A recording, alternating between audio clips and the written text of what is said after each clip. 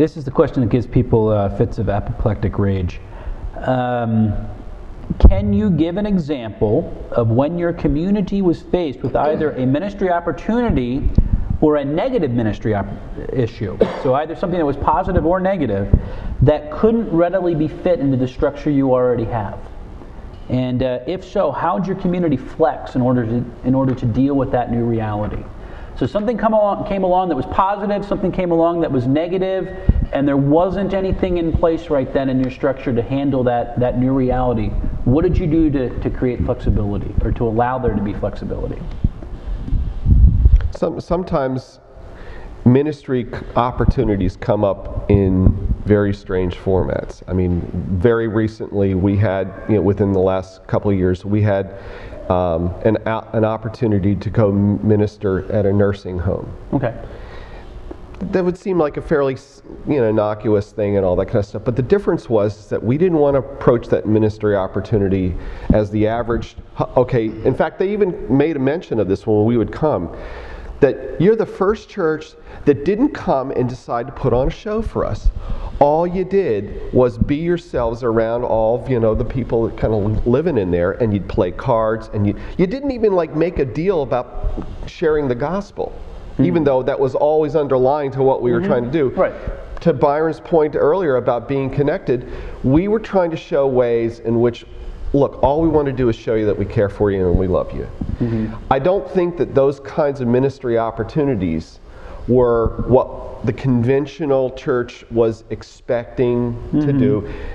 And this may be getting to a different area that I don't want to delve in too much because of time, but maybe to summarize it in a different way, if we've gotten opportunities in the past from a traditional standpoint that says, invitationally, come into our doors, that's an invitational style. Right. Versus an incarnational style that says, no, it's about you infiltrating the world. How are you going out and infiltrating what other people are about?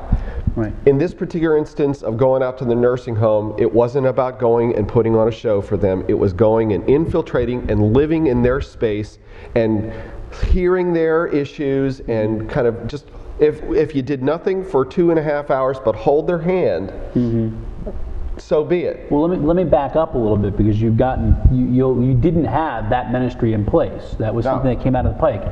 How did you put the team together that was able to actually go out and infiltrate? How did you create the flexibility in the structure so that was there to be able to do it? I'll take it if you. Because I think that's part of it. Part of it was a natural outworking from another ministry offering that we did do that was intentional inside the church, where we recognized that families were not connecting as families, and we were trying to come up with ways in which we would bring the church into the home. Okay. Because essentially, the Bible talks more about the family unit than it does even the church unit. Sure. Yeah. And so if there's a core responsibility for men and women of faith to become essentially the priest and priestesses of their home first, well, obviously we want to try and undergird that particular thing. So we started with that as an emphasis, and out of that emphasis came, okay, well now as a responsibility, what you're doing, what we called family builders. Okay. And we would do these 4 times a year. It was usually on the 5th, how you have a 5th Sunday? Right. It wasn't really so much about that Sunday as it was that was that general weekend that we would have a series of events the entire weekend that would lend itself naturally to the very 4 times a year usually. Okay, so you had something that was it was a foundational layer that we then seized upon and said, okay, now that we've got this general gathering of people, this is one way that we can now say it's not just about us, but how are we then plugging into the outside? You had something that was like it, and you allowed it to flow into something else. Okay, I don't know if there's another example that you wanted to give. Actually, I think the one that I had in mind was the Ministry Commons idea, because that didn't flow out of a team. That flew out of Brian's mind. We're a small church, and we have limited resources. And I remember, I don't know, 15, 18 months ago, he and I were in a conversation, and he just said, Mount Laurel's really struggling. I wonder if we could absorb them. I'm going to present that to the district. So, so I heard it. Okay, that sounds interesting. And I just went about my business. And next thing I know, he has this whole presentation, PowerPoint presentation, that he's going to present to our district board of advisories. And he's going to say, this church is really, this church in this other location is really struggling. They're not going to survive. Here's an alternative to closing the church and selling the property. And all of a sudden, we go from Burl Naz being this one single entity to being potentially a multi-entity church, a multi-locational church, offering a non-traditional ministry or series of non-traditional ministry venues that didn't exist before, except in his mind. Gotcha. And it never, certainly, I mean, I had to stretch to say, how can we do that?